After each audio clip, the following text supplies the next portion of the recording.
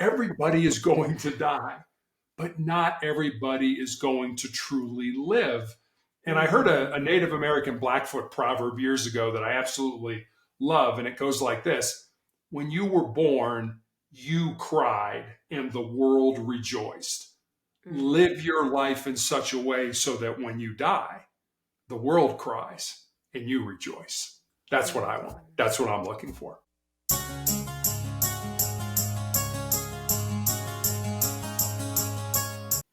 Hi, everyone. I'm Dr. Shafer on Talks with Dr. Shafer. I'm a physician, mom, life coach, musician, author, and I am passionate about using storytelling as a tool to help you reclaim your story, reframe it, and use that to build your most beautiful future. And I am so pleased and honored to be joined by Terry Tucker today. Terry is a motivational speaker. He is a cancer warrior who has been coping with and thriving despite the challenges of cancer for the last 12 years. He also is the founder of Motivational Check LLC and the author of Sustainable Excellence. Terry, thank you so much for joining us today on Talks with Dr. Shafer. Well, Dr. Shafer, thanks for having me on. I'm really looking forward to talking with you today. Oh, it's my pleasure. So, Terry, where can people go to find out more information about you and your mission? So I have a blog sort of / website called Motivational Check. I put up a thought for the day every day there. Sometimes there's a question with it to see maybe how you could apply that thought into your life. I have recommendations for books to read, videos to watch. You can leave me a message. That's all at motivationalcheck.com. That's wonderful. And one of the things that you have there on Monday mornings on your website, you do a Monday morning motivational message. Tell me about that. Yeah, that's just a tongue twister to get me going in the morning. If you can say that 4 times fast, you're in good shape.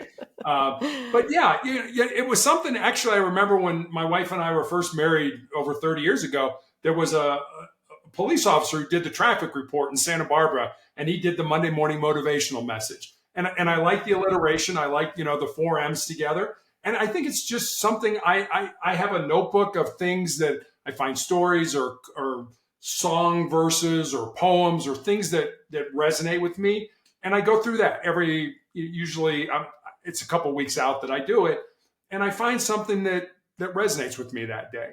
And I write about it. I sometimes I write just what's in the notebook. Sometimes I go research and find things out for me. I think it's important for all of us to have a writing practice. I know a lot of times people ask me, what do you think about something? And I'll be like, well, I don't know. I've never really thought about it. But when I sit down and try to write it out, what do I think? And the more I put words on paper, it helps me to clarify what I believe or what I feel on a certain topic. So having a writing practice, I think, is good for all of us. But I try to put something out every Monday morning just to motivate people and get them going during the day for having a great week. That's wonderful. And I think it's really generous when you take the time not only to serve yourself by diving deep and doing journaling, by writing down and getting into your thoughts and really coming to the meat of what you're wanting to get to with a question you have or a theory, and you really dive into it when you write it down.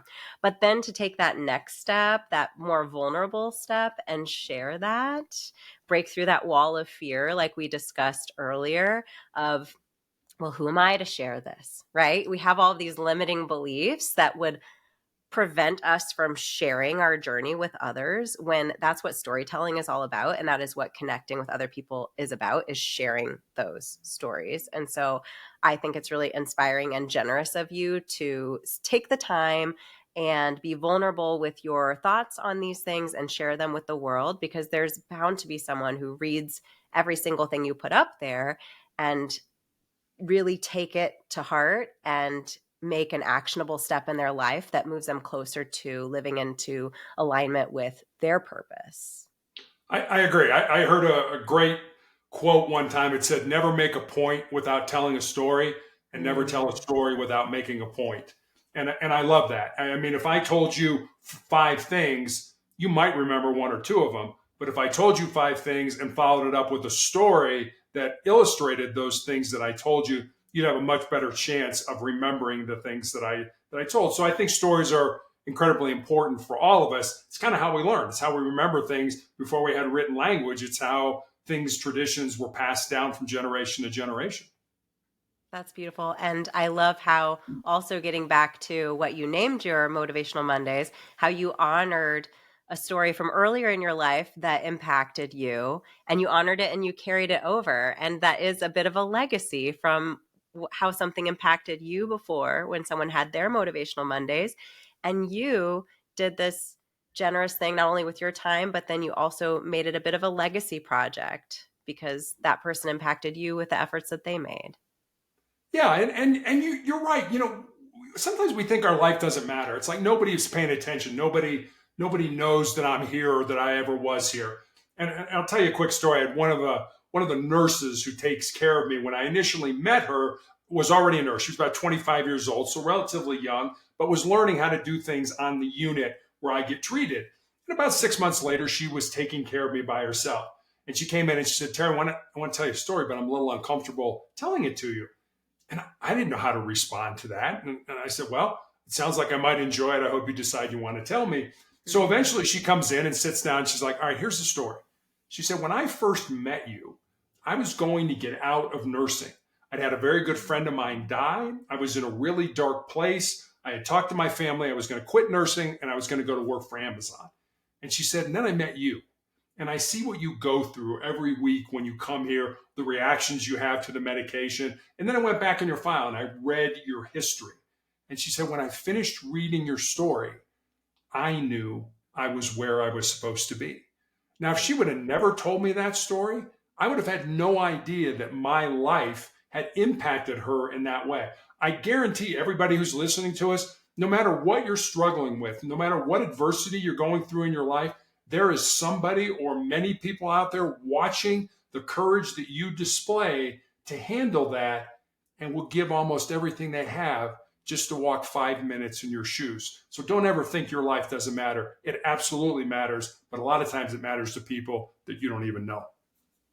That's amazing and such a wonderful lesson. Thank you so much. You're welcome. But what made you start the podcast in the first place? Your podcast. That's an excellent question. I am a person who processes things verbally. And I have gone through some really challenging things in my life in recent years and was needing to pivot. And I was finding that speaking my experiences out loud was really helpful. And then I started videotaping myself speaking those experiences and putting them on social media because I recognized that I was saying things that maybe other people could benefit from too. And so I started putting very vulnerable things on social media. And the feedback I got from that was really incredible and really motivated me to keep going.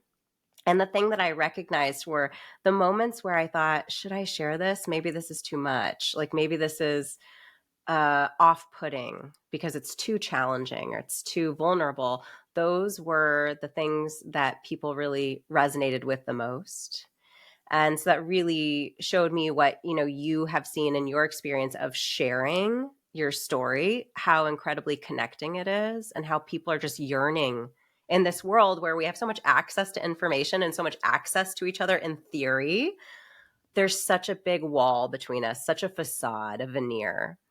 And so putting these videos of me in my kitchen with my coffee, with my hair a mess, just sharing my vulnerable moments, like I have a thought, okay, let's videotape it, was really healing for me. And it evolved through feedback into becoming a podcast. Okay. Yeah. Interesting. So, yeah, just, like everything else. And I found when leaning into my purpose and stopping being afraid and accepting that fear as the end point and saying, yes, I'm afraid, but I'm going to do it anyways. All of the things that I've done since that point have just brought on this beautiful momentum in my life. And so you start with clips and then you're on a podcast and then you're doing all sorts of different things. So, and it looks to me, looking at your journey that is something that you've done as well. Yeah, my resume kind of looks like a Super Ball went off in a room somewhere. It really is just kind of all over the place. But there is some rhyme or reason. Yes.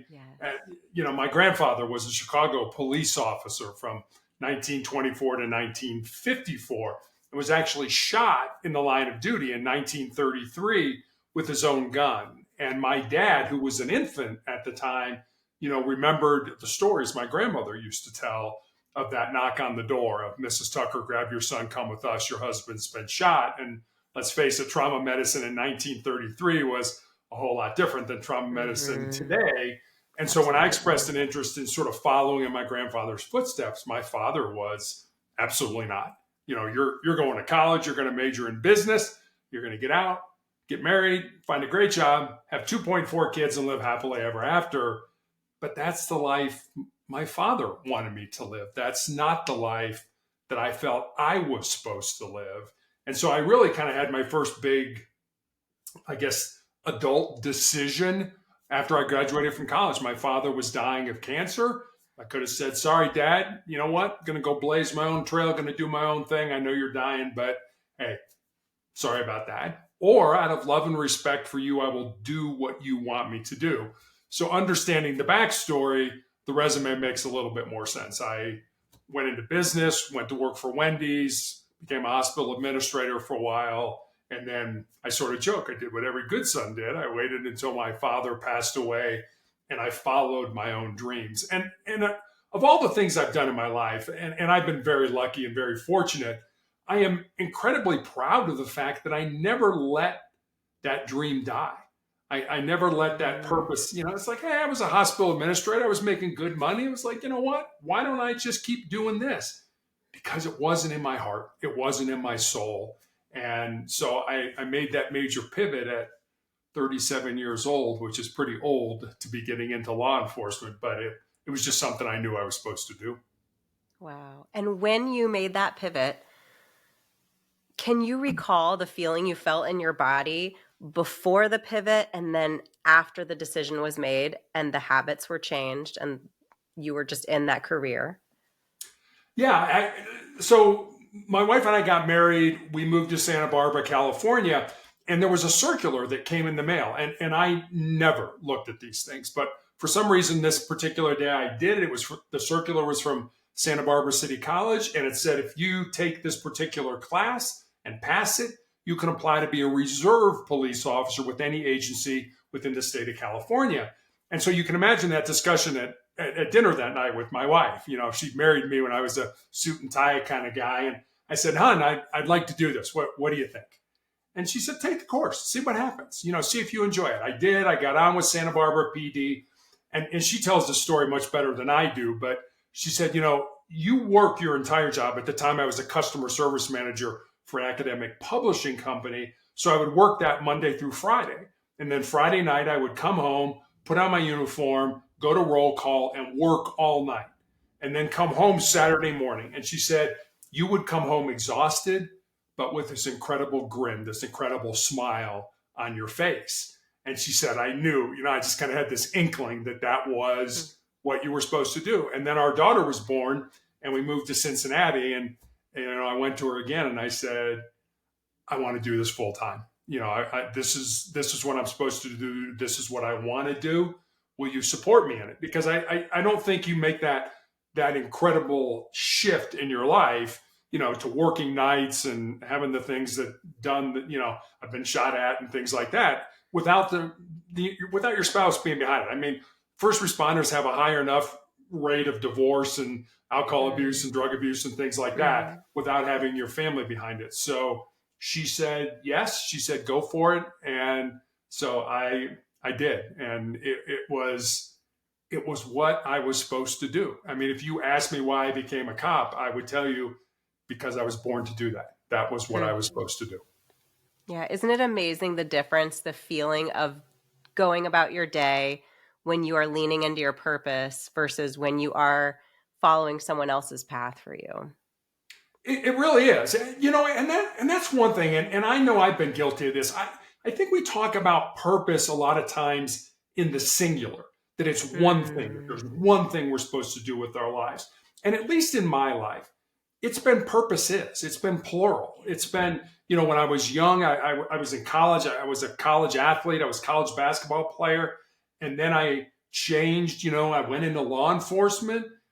And now, as in all honesty, I'm probably coming towards the end of my life. I think my purpose has changed again. So it would be great, if your purpose and your occupation or your job could align, but they don't have to. Your job could be over here. It's what you do to pay the bills, but your purpose is over here. It's to be a podcast host or a musician or a painter or an activist or whatever it is you feel in your heart. And I always tell, especially when I talk to young people, I always tell them, if there's something in your heart, something in your soul that you believe you're supposed to do, but it scares you, go ahead and do it. Because at the end of your life, the things you're going to regret are not going to be the things you did. They're going to be those things you didn't do. And by then it's going to be too late to go back and do them. Absolutely. That's beautiful advice. Kind of leaning into the fear, because that fear, I call it a trigger detector. When you trigger something in yourself, that's not the time to back away. That's the time to pay really close attention and lean into it and figure out what it's telling you.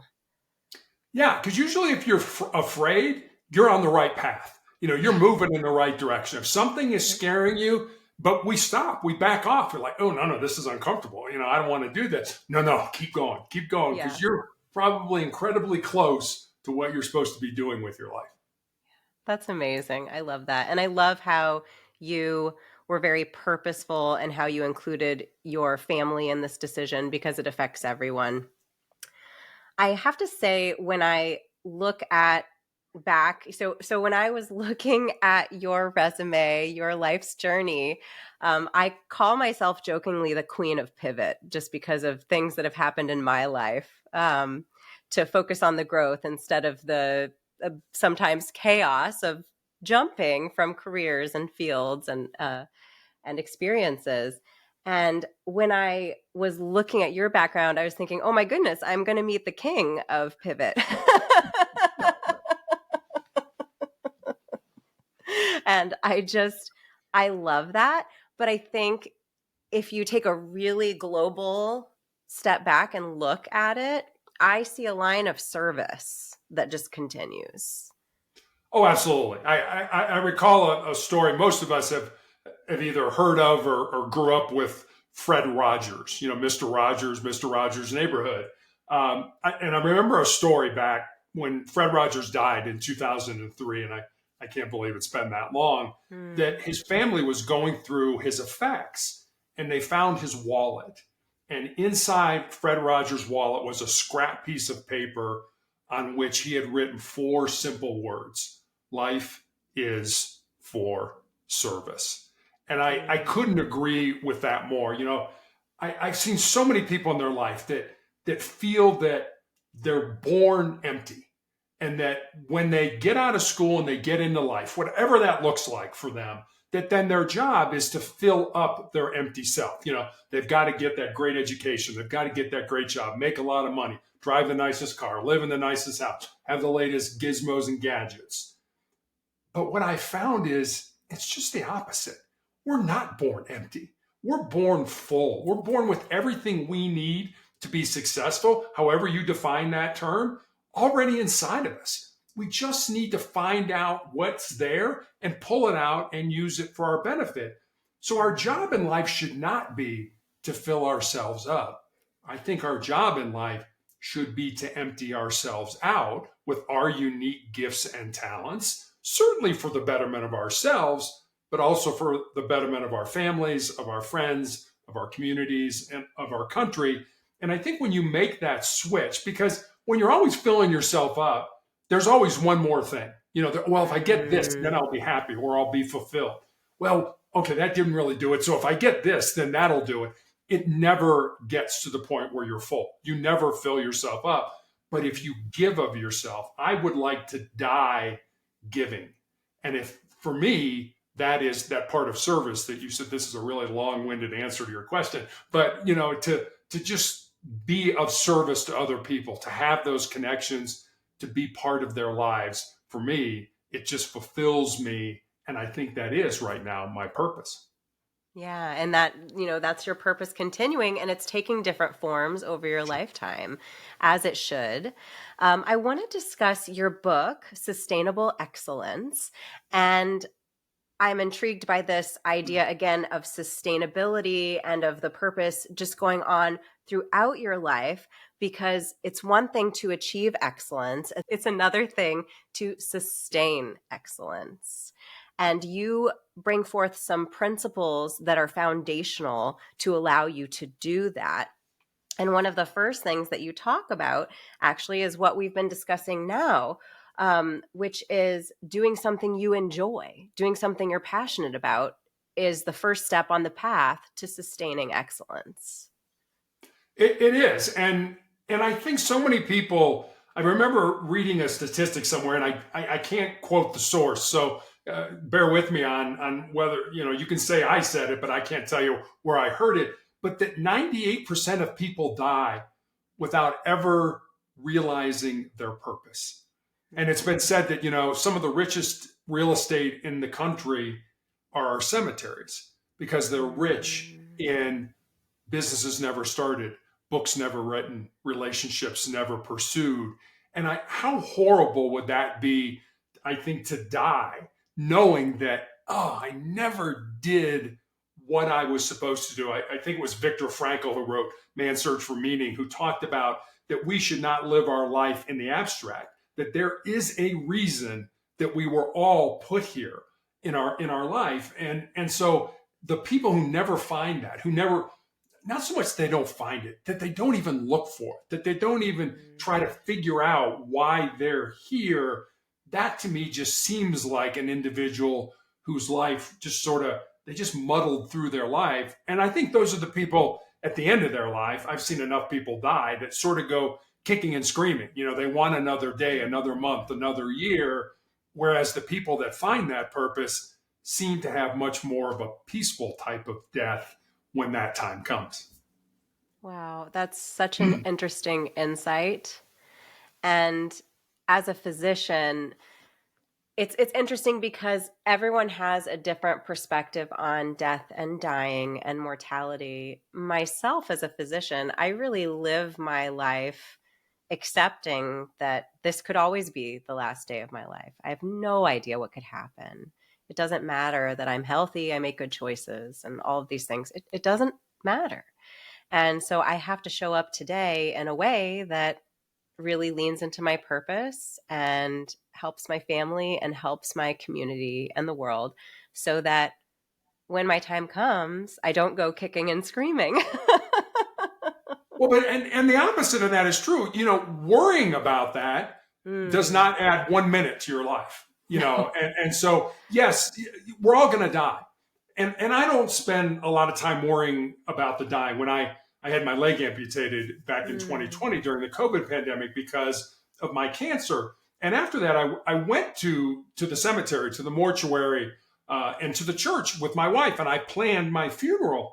And because I come on podcasts like yours and I speak in person to groups about motivation and the need to keep moving forward, I actually got some brushback from people who commented that somehow planning my funeral was in some way defeatist. And I had to remind these folks that the last time I checked, we're all going to die. As far as I know, nobody's working on a cure for life right now. Everybody is going to die, but not everybody is going to truly live. And I heard a Native American Blackfoot proverb years ago that I absolutely love. And it goes like this: when you were born, you cried and the world rejoiced. Live your life in such a way so that when you die, the world cries and you rejoice. That's what I want. That's what I'm looking for. That is so beautiful. Thank you so much for sharing that. Yeah. And I think it's really interesting. I think we as a culture here in the US, where we live, we don't have necessarily a lot of experience with death and dying. It's held at an arm's length or further from us because just culturally of the way that we handle these things. And so it can be quite scary. Now, you've had to deal with the idea of dying for the last 12 years after you were diagnosed with cancer. I have, and I like the old Stoic philosophers who used to talk about memento mori, which is remember death, or remember that you're going to die. It was a much bigger part of their life, thousands of years ago. But you're right; it's something that in 2012 I was diagnosed with this rare form of melanoma, acrolitiginous melanoma, which appeared on the bottom of my foot. And I was treated at MD Anderson, one of the best cancer hospitals potentially in the world, and was told, yeah, sorry, we really don't have anything for you. We've got surgery. If it pops up somewhere where we can cut it out, we will do that. But other than that, we really don't have anything for you. So you'll probably be dead in 2 years. If you get a miracle, you might live 5, but more than likely, you're going to be gone in 2 years. Well, I was 51 years old, and I wasn't about to take what that doctor told me. You gave me a death sentence, and I thought, well, maybe I can turn that death sentence into a life sentence. And I wasn't sure what that meant. I wasn't sure what that looked like for me. But, my entire life up to that point, I had been a physical individual. I was an athlete in college. I was on the police department. I was on a SWAT team. I'd done all these things that were physical. And now, 12 years later, I'm in a wheelchair and I don't have a left leg. So how do you balance those things in your life? And I find that when you can't do what you're good at, you figure out a way to do what's important. And I think that's what I've been doing for these last 12 years. What's important in life? And it's not making money. It's not being important or influential or anything like that. It's absolutely not.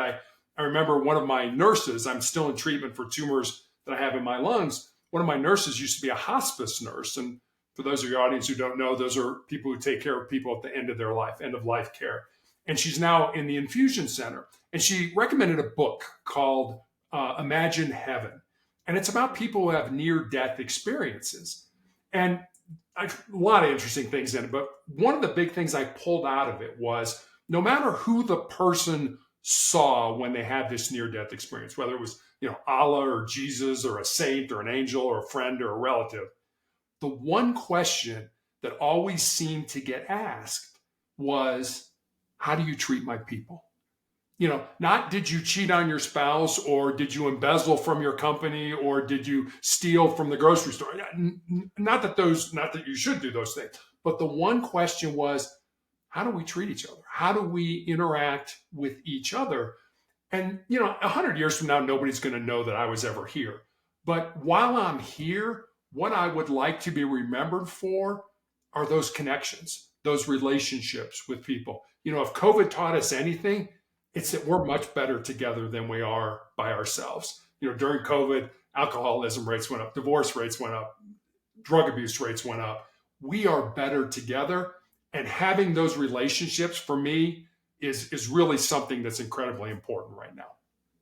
Wow, that's so impactful. I want to circle back to something that I read in your book that you reminded me of, talking about the health challenges that you've experienced and the days that, felt like just survival. I just need to survive this day, and how you used a tool to help get you through it and remain forward focused on your goal, remain focused on your future that you believed in and your mission before your death. And that's the 40% rule. Can you tell listeners about that? Sure. So as I mentioned, when I was diagnosed, it was like, well, we really don't have anything for you. And so my doctor put me on a weekly injection of a drug called interferon, which was for me just a horrible, nasty, debilitating drug. And the side effects of the interferon were that I had severe flu-like symptoms for 2 to 3 days every week after each injection. And I took those weekly injections for almost 5 years. So imagine having a terrible case of the flu every week for 5 years, and that wasn't a cure. That was, as my doctor used to say, we're trying to kick the can down the road to buy you more time for things to become available. And so there were times, and I guess I want your audience to understand that, yeah, I use the 40% rule, and I'll tell you what it is in a minute, but there were days that I literally prayed to die. I was so sick of being sick that it was like, okay, God, just take me out of this. I'm not contributing anything. I kind of felt there were two camps. There was, I'm living and I'm not dying. I was in the I'm not dying camp. I really didn't feel I was living at all. And so how do you keep going? How do you sustain that day after day after day? Because you're looking at me right now. There's no S on my chest. I do not have a cape and fly around with magical powers. And it ended up being this 40% rule. I have a friend of mine who's a former Navy SEAL, and the SEALs kind of came up with this. And some of the toughest soldiers, sailors, airmen in the world are Navy SEALs. And what they say is, if you're done, if you're at the end of your rope, if you can't go on, you're only at 40% of your maximum. And you have another 60% left in reserve to give to yourself. And I remember specifically one time where I was in the emergency room and I was pretty sure I was dying. And I was to the point where I kind of wanted to die. I remember looking at my wife and it's like, look, just let me go. I had tears rolling down my cheeks. It was not a good time. It was not a good look for me. Let's put it that way. But it was no. I just remember kind of closing my eyes and going to that sort of space where no, you've got more to give to yourself. You're not done. Our mind's the one that tells us, you can't do it. I can't go on. It's over. Quit. This hurts. It's uncomfortable. And so we quit. And Dr. Shafer, don't get me wrong. I think we all have a breaking point. But I think that breaking point is so much further down the road than we ever thought it would be. And if you don't mind, let me finish with this story. Back in the 1950s, there was a professor at Johns Hopkins University who did an experiment with rats. And he put rats in a tank of water that was over their head. And he wanted to see how long the average rat would tread water. And the average rat treaded water for about 15 minutes. And just as those rats were getting ready to sink and drown, he reached in, grabbed them, pulled them out, dried them off, and let them rest for a while. And then he took those exact same rats and he put them back in that exact same tank of water. And the second time around, on average, those rats treaded water for 60 hours. Now think about that, 15 minutes. It's not like your business is going to go under or you're going to flunk a test. You're going to die. Your life is going to be over. And the second time around, 60 hours, which taught me two things. Number one, the importance of hope in our lives. And number two, just how much more our physical bodies can handle than we ever thought they could. And I think that story and the 40% rule kind of dovetail with each other because they're basically saying, when you're done, you got so much more left to give to yourself. Yeah. Well, and I have this thing that I use with my coaching clients. I call it the butt wheel, which is just kind of to disarm them, and it makes them laugh when I bring it up. But it literally is the butt wheel because it's the difference between how we frame something. So the rat at first did not have any evidence, or it didn't realize it had evidence that it could survive. So it was like, I want to live, but I'm getting tired. So I'm going to stop, right? Because it didn't have any evidence to the contrary. So it moved backwards in time. Whereas then when you took the rat out and you dried it off and it's like, oh my goodness, I can't believe I got through that. Okay, I'm stronger than I thought I was. And then you put him back in the water. So now it's starting from a different start point of, this is really hard. I could drown and die, but I've seen this before and I held on and I made it. So I'm going to keep going and I'm just going to see how far I can push forward. And for me, that is the difference of mindset and reframing, is when you change the butt into the butt into the back, but things aren't going to go well. Instead, you say, this is hard, and you reach into your potential and your goals. It just changes your outcome exponentially. It really does. And I think another way, and the way I look at that is, because there are days, like I say, I go for a week, every third week to the hospital for treatment. And I hate it. I'm tired, I'm beat up, but it's a way of looking at it that you're describing. That's, do I have to go to treatment or do I get to go to treatment? Do I have to go to treatment? No, I don't have to. I could not go, or do I get to? Yeah, it's going to be bad, but it may allow me more time to be with my family, to be with my friends and things like that. So I think we're talking, the same thing, that how you look at your life. Is this an opportunity, or is this something that has already beaten me down before I've even given it an opportunity to see what I'm capable of? And I've seen this, and I know you have as a physician as well. People are capable of so much more than they ever give themselves credit for. Mm-hmm. They are. And perception is so powerful, and the mind is so powerful. We often kind of separate the mind from the body, but in your 12-year battle, your mindset was so important in getting to where you are now, not just your body. Oh, absolutely. And you used a great word there, perception. And perception is germane to us. It's our background, it's our experience, it's our education, it's our family growing up, it's our faith, it's everything that we've experienced in our life, and it's our perception, and it's great, but it only matters to us. If Mm-hmm. you can look at life through perspective in terms of what's the other person I'm dealing with? What are they thinking? What are they going through? How are they feeling? Can I put myself in their shoes? I think Mm-hmm. that goes a long way to helping us develop relationships with other people, because we like to think that the world revolves around us. We are narcissistic people. We love talking about ourselves and things like that, and it's great. But boy, see how your life will change if just you step back for a minute and look at somebody else that you work with, that you're in treatment with, that you're a friend with, and say, how must they be feeling about this? Or what Mm-hmm. do they think about this? Or, you know, are they hurting right now and putting on a brave face? Can you walk a mile in their shoes? And when you do that, all of a sudden now you've gained empathy with them. Help me to understand how you're feeling, where you're coming from. And by gaining empathy, you develop trust. And that's the basis for any good relationship we have in our life. Yeah. And I love how you can, through perspective, through taking an effort to acknowledge them and their experience, you can have so many more good relationships than you think you can, even with people who aren't seeing something the way you are, because it's almost like seeing life as, one-dimensional piece of paper versus imagining a three-dimensional room. There's a cube in the middle. I'm looking at one side of the cube. I can't see the other sides, right? I can only see one. And I'm saying, well, it's blue. And you're standing on the other side and you're like, no, it's orange.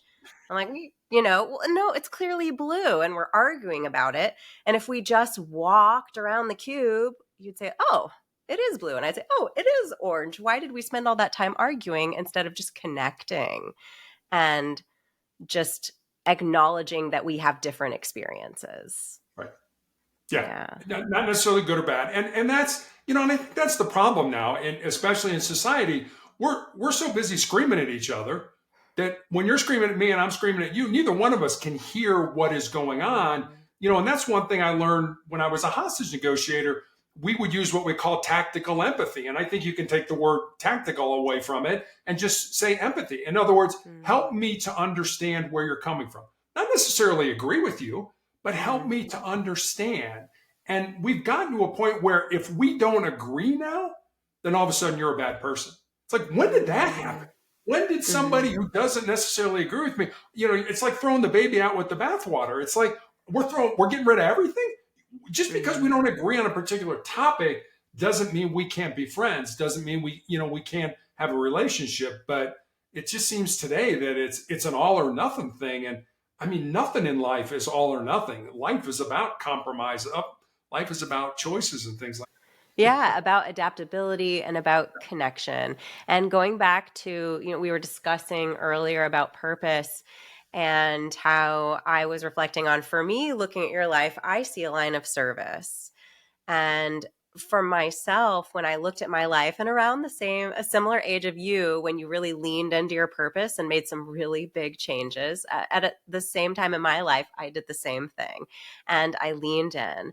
And what happened was I came back to who I had been before I went on other people's paths. And I came back to my purpose, which is service and creation. For me, creation is incredibly important for me to live in alignment for myself. So I can write articles and do podcasts and produce podcasts and come up with, we do a lot of philanthropic efforts in our local community with my daughter. She's working with the Humane Society to write a book and promote that. And so we're just constantly doing things and evolving, but it gives me so much energy.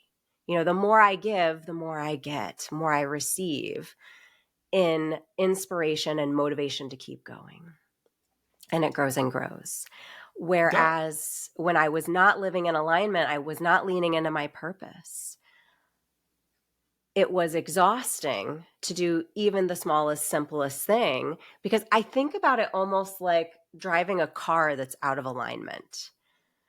And you're going from point A to point B. If you're out of alignment, it's going to be clunk, clunk, clunk, and you may not even get there, and you don't even want to go there. You're on this path you don't even want to be on, and you're feeling every bump, and you're just praying that you get there. Whereas when you're in alignment, you just drive and you don't even think about how many miles you've covered, because you're in alignment and you're just going and you're cruising and everything is great. It doesn't matter if you fill up the tank or you get a flat tire or whatever, you can fix those things. You're in alignment, you keep going, you're prepared.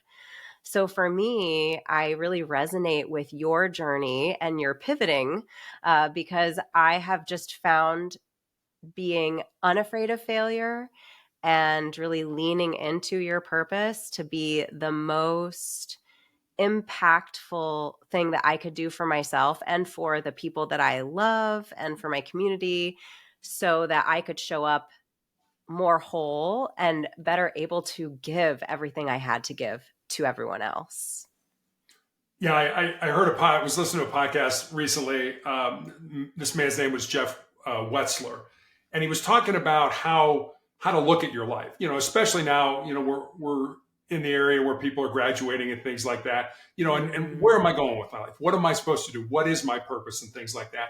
And we tend to look at it, I think, just listening to him, and I've never thought about it this way, kind of narrowly. It's like, okay, what am I going to do this year? What are my goals for this year? And he's like, no, look at it in decades. Like in your 20s, do everything.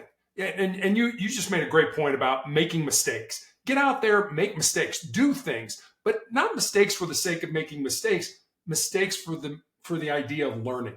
What did I learn from that? What did I get from that? Wasn't what I wanted to do, wasn't my purpose, but did I learn something from it? Because you can learn something from everything. And he said, so if you do that in your 20s, you just get into everything. You make a mess of everything. And then in your 30s, you kind of dig into 2 or 3 things that you feel you're supposed to do. And then in your 40s, you get into that one thing that's in your heart, that one thing that's in your soul. And he says, then in your 50s and 60s, you can start to harvest from the things that you've done in your 20s, your 30s, and your 40s. And I like that. I like the way of looking at life like that. It's a much broader way. It's not so time constrained. It's like, okay, I'm 32 years old and I'm not married and I'm not making the money I want and I'm not in the job I want to be and I'm not, and you're not. Okay, but you're 32 years old. You're in that 30, you got 8 more years. You're still in that decade that you're finding those 2 or 3 things that you're digging yourself into, that you really enjoy, that you really love. And so it's a better way, I think. It's a more emotionally better way, I think, of looking at life than, all right, there's a certain number that I've got to hit. And when that number, I got to have $1 million in the bank. And I got, and again, it's filling ourselves up. We got to fill ourselves up. Don't worry about filling yourselves up. Worrying about giving of yourself. Yeah, that is so beautiful. And one thing I wanted to highlight that you mentioned in your book about excellence is that there's a difference between excellence and perfection. So when you are striving, when you are trying to reach these goals, of course, as you just said, try if you can, and this is really hard when you're 20, right? Because you don't have the frame of reference that we have at our stage in life. But You're young, come on now. Try not to be so outward thinking about your goals. Like, I want to do this because, or I want to earn this much money. I need to get this law degree. I need to have this title. I need to do what my parents say, that sort of thing. But try to, as you said, kind of focus on what are my gifts and how can I nourish those gifts so that I have the most to give, that I can be the most productive and make the most of my life for myself and for others.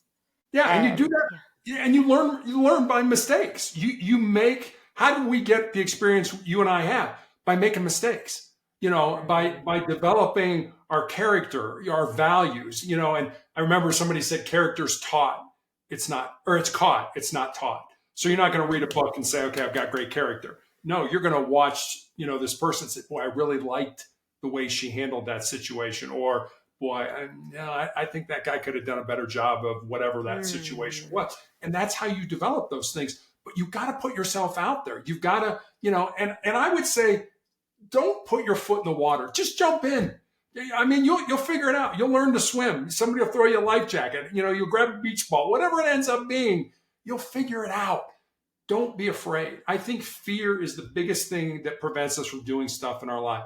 Well, what happens if? And I know I've done that. One of the chapters in my book I entitled, Most People Think with Their Fears and Their Insecurities instead of using their minds. I know I've done that in my life. I know I've wanted to start a business, or I've started something. It's like, oh, wait a minute. Maybe I'm not smart enough. Maybe I don't have enough information. What will people think about me if I fail? That's Mm. thinking with our fears and our insecurities. That's not thinking with our minds. Mm-hmm. Exactly. Those are limiting beliefs and fear. And maybe they served us at one part of our life. When we were a child, if I run on a slippery floor, I'll fall. Yeah. If I touch a hot stove, I'm going to get burnt. Right. I'm going Yeah. to get burned, right? We had to listen. We learned those fears and we had to listen to them. And that was during such a pivotal moment in our neurological development and our behavioral development. So that was really important to listen to fears. But then, a short 10 years later, it's time to lean into the fear. And that's a lesson that we have to learn. And we can only learn it by making mistakes and then by seeing, okay, what was the worst thing that happened when I made that mistake? And usually the gifts from the mistake are much greater than the consequences of the mistake. They are. There's a great book called The Gift of Fear. It's written by a man by the name of Gavin DeBecker, who he's a professor, I believe, at Stanford. He consults with the Secret Service and stuff like that. And fear is there for a reason. I mean, it's a self-preservation mechanism. My partner and I, when we were police officers, I mean, we could be going to a noise run. Turn your TV down because it's Mm-hmm. bothering your neighbors. It's 3 o'clock in the morning. And we had an agreement that if one of us said, I've got a bad feeling about this run, no matter Mm. how innocuous it was, no matter how much it was just a routine run, we were going to be extra cautious. We were going to be extra careful. I mean, we couldn't Mm-hmm. not go. We had to go. That was our job. But, when the hair in the back of your neck stands up for a reason, you Mm. need to pay attention to it. Yeah, And, your nervous system is sending you an important exactly. message. Right. It's there for a reason. Yeah. Yeah. Yeah, absolutely. Versus the nebulous fear in our mind of failure. What is failure?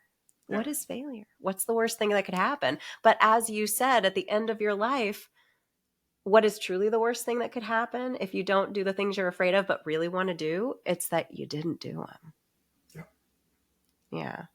So I love what you are doing. I love your book, Sustainable Excellence, and how it Yeah. is helping to lay a framework from your perspective of steps that people can take to strive for excellence and to sustain excellence and what that means on a real human level. Because as you mentioned in your book, there are days when getting from bed to couch, surviving is excellence. Like that, you did excellent. You got out of bed. Like that's what you could do that day.